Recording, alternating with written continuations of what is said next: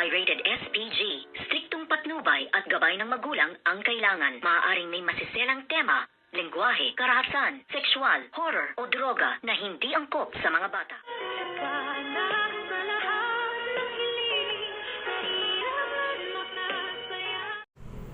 Good morning and welcome sa aking munting channel. Ngayon ngang nalaman na ni Zoe ang katotohanan kung sino nga ang nagpapatay kay Dax at nagpalaglag ng kanyang baby ay walang iba kung hindi ang kanyang mami, demonyitang si Moira, kung kaya't ngayon nga ay halos isumpa niya na ang kanyang mami dahil sa kanyang lahat na nalaman at nasabi nga ni Zoe na makasarili ka, hindi mo ako minahal, puro lang sarili mo ang inintindi mo.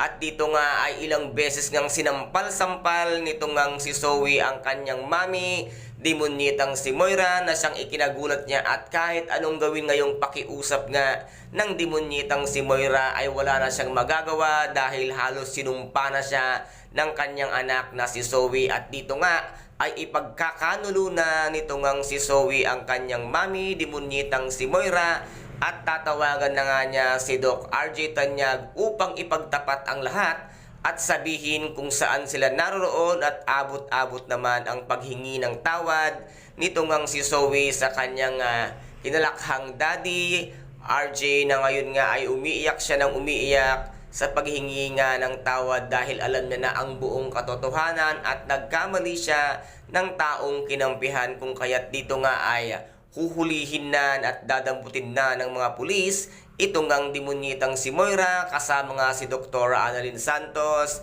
si Miss Nushi at ang mga pulis upang ikulong na nga ang demonyitang si Moira dahil sa kanyang mga kasalanang nagawa. At ngayon si Zoe ang siya uling nagpahuli sa kanya upang ipakulong na ito. At ano kaya ngayon ang gagawin ni Doc Carlos?